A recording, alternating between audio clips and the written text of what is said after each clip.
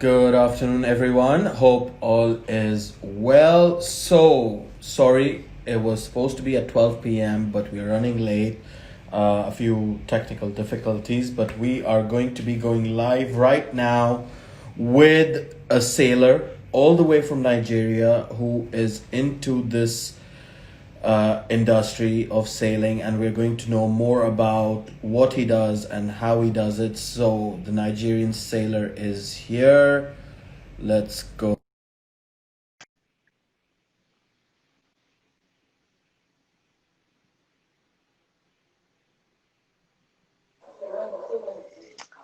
Hello.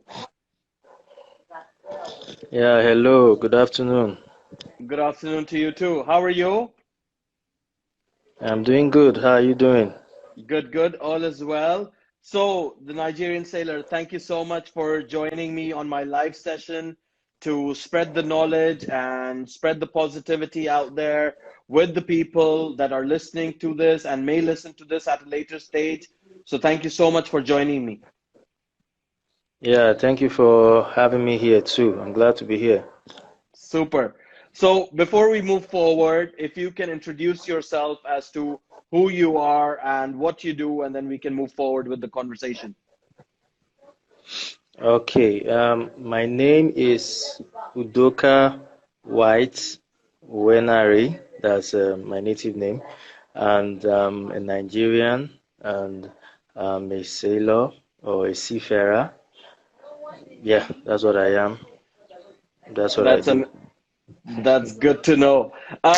So Odoko, I ask this to all my guests that come on here onto my live session, and what I ask them is, as a child growing up, we see a lot of careers in front of us when we are growing up. It'd be an architect, it'd be a doctor, it'd be a lawyer, it'd be a sailor, for example.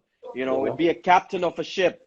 Um, did you always aspire to be a sailor from when you were growing up, or did you aspire to be anything else within your career path that you wanted to do? Yeah, actually, when I was small, I wanted to be a pilot. Wow. Um, yeah, I wanted to be a pilot, but while growing up, I kind of realized that due to some circumstances, economic, financial, and things like that, I knew I could not really achieve that. So I I decided to settle for being a sailor. So instead of driving planes, I decided that I was going to drive ships. So yeah, At least you're driving something, right? One's in the air, one's on the sea. exactly. It's the same thing, sort of thing. But so Yeah. you mentioned that you wanted to become a pilot, and you mentioned that you had economic and financial issues that you could not pursue that career. I mean, was that something that put you down in your motivation to what you wanted to do, or no, it was perfectly fine and you carried on with made your mind up to carry on with sailing, and that's where you are today. Yeah, at first it put me down, but when I found out that I had an alternative, another career that I could pursue, then I sprang up and decided to do this. Super. And who gave you this idea? Did it come to you yourself, or someone that you spoke to about it, or someone as a mentor that you may have had, and you discussed this with them that, look, I want to be a pilot, but there are these issues. What else can I do in life? Was that something, or no, you made your own mind up to become a sailor? Yeah, my family, we have a history of sailing. Okay. Um, yeah, I had a history of sailing, and but basically, I had a cousin that wanted to be a sailor. While I was a Okay. child, he was way older than myself. So he till now is more of a mentor to Okay. me.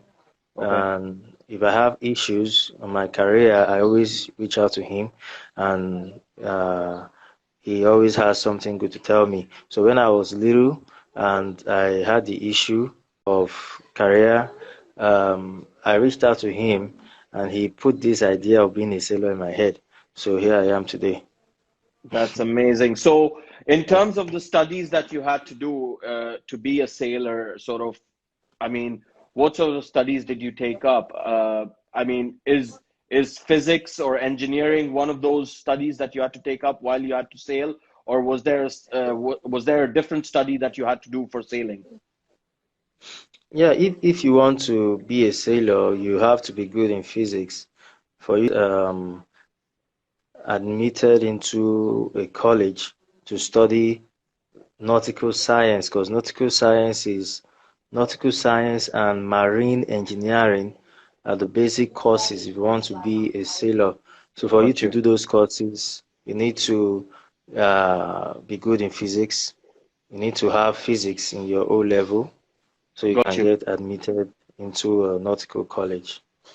So So from the start, I mean, from school, you were driven with studying physics, and that's what sort of made up the base to get into college and university and to do your nautical science and marine engineering. yes, yes, I've always focused on physics. I wanted to study physics in the university, but I couldn't get admitted. I wanted to study physics and work with LNG when I grow Okay, up, um, but I couldn't get admission into the university to study physics. So I went to College of Nautical Science and I got the okay, admission. And okay. yeah. So how was it studying at that point? I mean, are these subjects really hard? I mean, like, are they like rocket science, or is it pretty easy to sort of, if you have that base of physics, then is it pretty easy to grasp the idea of nautical science and marine engineering? Yeah, for me, it wasn't so difficult. I guess for some, it was difficult for them, but for me, it wasn't that difficult. I found it very easy to scale through. But for some, it was kind of difficult. But it's not rocket science. Anybody can do it. If you put your mind to it, you Of achieve course. it. So, Of course, of course. It's all about that, right? That you put your mind to it and you can achieve whatever you want in life. It'd be sailing, it'd be a pilot, it'd be an astronaut, for example, you know. So it's all there, but you gotta work hard and you gotta achieve that goal. So once you finished university and you got your degree and you graduated in what you had to do in nautical science and marine engineering, how was it how easy was it to find a job within that industry, within the sailing industry? yeah, generally getting a job is difficult. Um, in my country, it's difficult to get a job because when I got my HND, I tried getting a space to do my cadetship because that's what we call it over here. You need Okay, to run an 18 months cadetship. It was very difficult for me, but and pushed. I met people, I made friends, and as time went on, I was able to get a ship where I could do my cadetship. It wasn't easy. A lot of people that we all graduated together, some of them were not able to get a place to do that. But wow. let me say by the grace of God, like we always say over here, Of I was course, able of course. to get a place for me to do that and move forward in my career. That's amazing. I mean, so once you finish your studies and you graduate as a nautical science and marine engineer, you have to get into cadetship. And what does that involve? What does cadetship involve? And what training did you have to go through to get on your ship? Yeah, the cadetship is like an industrial training. But in the sailing world, we call it cadetship. Out there, they call it industrial training. It's a process everybody has to pass through where you have to be trained in how to operate machineries on board, how to keep watch, because watch keeping is basically the the major job on board. Absolutely. Yeah, what's keeping It's how it's to it's operate it's it's electronic. all it's all about it's all about timing on the ship, right? It's all about using Yes. the compass in the right direction so that you guide the ship in the right direction. I mean, I know very little about sailing a ship, but it's good to know about all these things. So Yeah. once you finished your cadetship over the 18-month period that you did it, how was it then moving on to your first ship and getting on the sailboard kind of thing? Yeah, my cadetship was actually the cadetship program has to be on a ship, right? Okay. You have to Okay. do it on a ship. You don't do it on land because it's preparing you to take up the role of an officer on Okay. board. Okay. Yeah, so you have to start as a cadet. Okay. And so after the 18 months cadetship or training, Is it is then it you is have it to. like is it like army sort of training that you have to go through? Yeah, while in school, we ran a paramilitary setup. Okay. It's it's not exactly like the army, a little bit easier than those guys, but it was kind of paramilitary. So, but when we go on Okay. board the ship, you basically learn everything about the job Got you. so that you can be promoted to a higher rank on Got board. you. So after the cadetship, you have to go back to school and you have to write an exam Okay. and get certified So you to have now to you have become. to you have to sort of explain what you did in that cadetship and how are you sort of the right person to be on that ship. Am I right in saying that? Exactly. That's what it is. Then you write the exam, you get interviewed, and if you pass, you get the certificate, and then you go get a job and work as an officer on board the ship.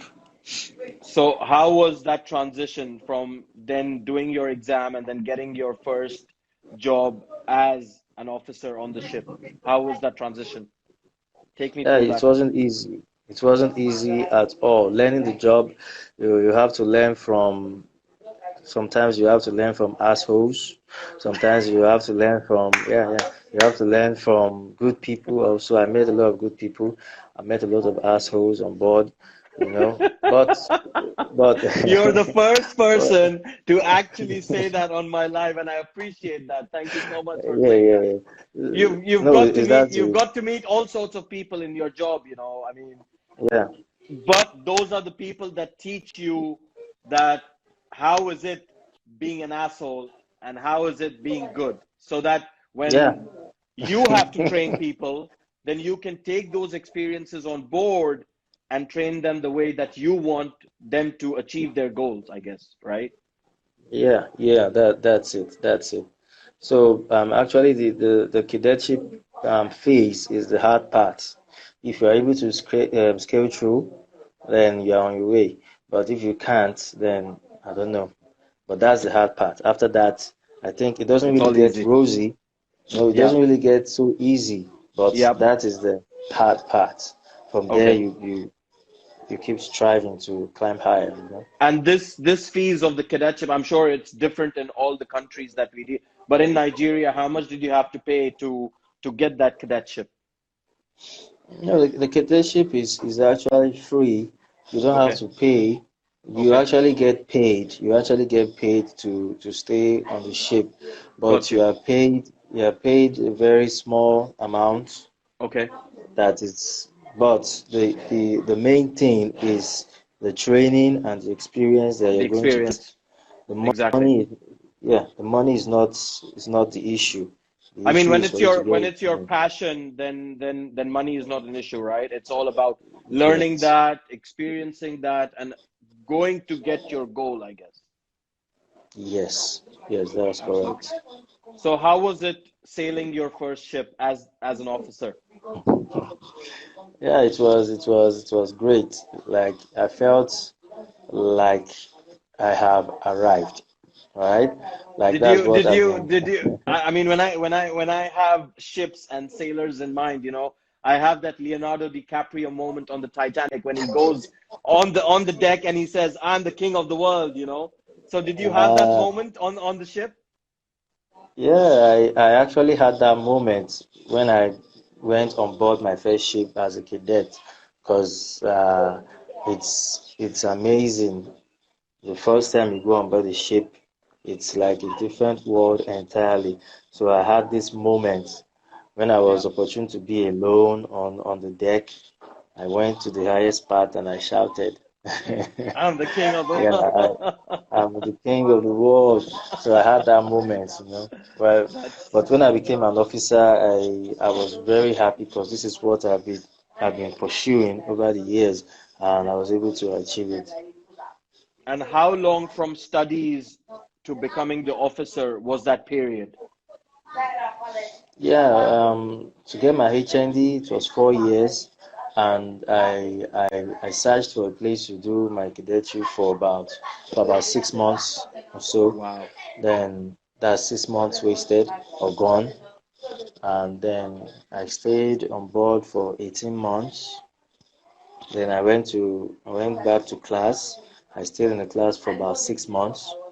Wow. Then I So got all in all, yeah, then I about got the license. approximately 7 years to get from your studies to your job as the officer on the ship. Yes. Wow. Yes, Wow. and it is necessary for you to pass through that process because Of course. working on board a ship is not easy. You are entrusted with a lot of responsibilities, so Of you have to course. know that what I'm going to be in charge of is not going to be easy to do the Yep. job. So you have to Yep. pass through that process in order for you to be Absolutely. responsible. Yeah. Absolutely. Um, a question that I have in mind, and I've always had this as a child in my mind, that a ship is made out of metal, real steel. How does a ship float on sea? I mean, if I were to throw a piece of metal on into the sea, it would sink. So how does a Yes. ship so heavy with it be, for example, a cargo ship, a warship, you know, all those ships, they're so heavy with so much armor and so many machinery. How do they sail like as if it's a piece of wood that's floating on water? Yes, I also had that question in my mind also, but it's still the same way every other object floats on water. The theory of flotation is, if I should put it simple, like on board a ship, what will make the ship to float is the spaces, the empty spaces or the vacuum that are present in the ship. Those spaces in the ship will help the ship to float. No matter how Okay. heavy, no matter how big it is, those spaces as long as the spaces are big enough Yep. to accept the weight of the ship, Okay. then Okay. it's going to float. Yeah. Wow. So that's That's just what it is. so those calculations have to be really accurate, right? I mean, we see so many Yes. big ships being constructed all the time, you know, so I'm sure the engineers have to go through a lot of calculations and procedures to get that ship onto the deck and then onto the sea. Yes, there are a lot of calculations that has to be put in place unless if you take the ship into the water, it sinks.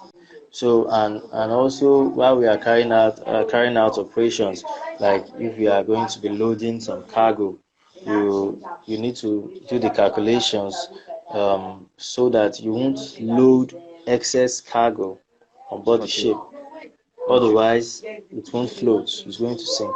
So all those calculations of stability has to be put in place for the ship not to be tilted to one side, for the ship to float, and so on and so forth. There are a lot of calculations that through schooling, through cadetship, through learning and experiences, you get to learn how to do these calculations.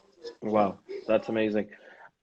Another question that I have in mind is Go ahead. obviously in Africa we see a lot of these sea pirates. I mean, from Somalia and all these places. Have you ever experienced that in your life or your on your ship, or do you know of anyone that has experienced that? Because I mean, there was a time in the news where we were seeing all of this, and it was escalating to a point where one or two ships in a week were sort of getting pirated. So Mm, how has that been? And can you take me through that experience? And why is it that it happens? I mean, we don't see it anywhere. I mean, we don't see it in the sky, or we don't see it on the road as such, but on the sailing part, we see these pirates and all that kind of stuff. Why is that happens? And have you ever experienced that ever in your life of being a sailor? yeah, actually, I experienced it, but it's not something I want to share. But I've experienced it, and Wow. but what I can say is this: sometimes the media escalates Of course. um, 100%. the I agree the with that. situation on ground Yep. because Yep. I've been working on at sea since 2010. Okay, and a lot of sailors have been working for so many years, and the situation, it's not as bad as they make it look like.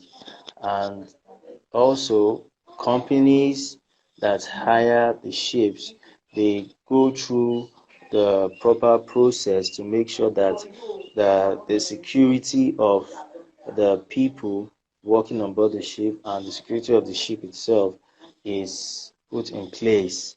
There are a lot of things Okay. that they have to do in order to Okay. ensure the security of the people on board and also the security of the ship. And unless you work in a company that is not of standard, right? Then they get attacked by these Okay. pirates. And Okay. also some foreign ships that come into the Nigerian or African waters, they Okay. also have to ensure that they go in line with the security arrangements, because it is when Okay. they don't do that that they get attacked by these Okay. pirates. The pirates will not attack you if you are following the security arrangements. But if they see Got that you. you are not doing that, they're going to attack you. Okay, I've never been kidnapped. I've never Okay. been attacked personally, but I've been almost attacked. But for the fact that my ship was following the security arrangement, the attack didn't go through, right? Okay. So everybody has to make sure that they carry out their security arrangements properly in order not to be attacked by the pirates. That's Okay. just it. Yeah. And what sort of security measures are companies or ship companies taking these days for that not to happen? If you can take me through those points quickly. Okay. So we have different types of ships, right? We have ships specialized for security. We call those ships security ships, security boats. Okay. Okay. On board those ships, they can carry military personnel. Okay. They have a gun, a stationary gun on board the Okay. ship. So those ships are meant to escort the vessels, the other Got ships. you. They're meant to escort them. So if a pirate should sight a security boat escorting other boats, right? They will not come to attack. Got you. Also, Okay. on board a normal ship, there are still some security arrangements that are placed on board that the crew has to carry out in case of an attack. There are things that we Okay. can do to prevent it or make the situation a little bit milder. So Got you. So they have these yeah, securities on board that they protect the sailors and the ships from being attacked by pirates. That's absolutely that's see yes, you see this all this knowledge that you're sharing today. This is what I want to do with the world out here today, so that people know about the real people that are out there, that are sailing, that are in that career path, that are experiencing that on a daily basis. So Thank you so much for coming on here, Okodo, and for sharing that positive knowledge with us today and the positivity. Before you go, I do this with all my guests that come on here. What positive advice would you like to share with the world today? You know, we're going through a lot of negative sentiments out here with the lockdown, with the COVID, and other negative possibilities that people are going through, whether it be losing their jobs or businesses going bust and all that kind of stuff. What positive advice would you like to share with the world today?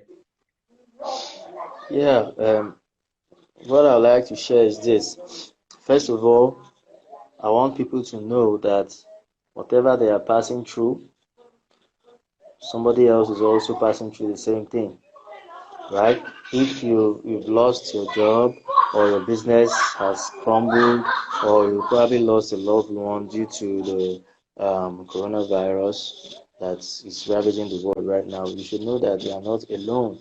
There are a lot of people that are also facing the same exact situation. So you should try to first of all you should try to persevere, right? Try to persevere. You should try to rise up from this situation that Of we are course. all in today. Absolutely. Nobody expected it. Nobody expected Yep. it. And Yep. so we should try to just survive this process. After now, I believe there's going to be some ray of sunshine. But for now, let us Absolutely. just try to rise above it. That's just all I can say. Absolutely. Like I'm sure in the sailing industry, you must be saying a lot of this, right? Rise above the situation. So because Yes. you have to Yes. sort of rise. Yeah. That's absolutely amazing. But thank you so much for coming on here. There are so many questions in my mind right now, but I normally do them with a 30-minute live session to just get the basics out, and then possibly next time I will come on here and we'll do a live again, and then we can share all those questions with you again and get more answers. But thank you so much for coming on here. Yeah, thank you very much for having me here. And I've also, I'd like to do it next time because it was fun. So thank you very much. Till next Absolutely. time. Eh? Take care. All See you right. soon. Bye bye. Bye bye. Bye Yeah. bye. Yeah.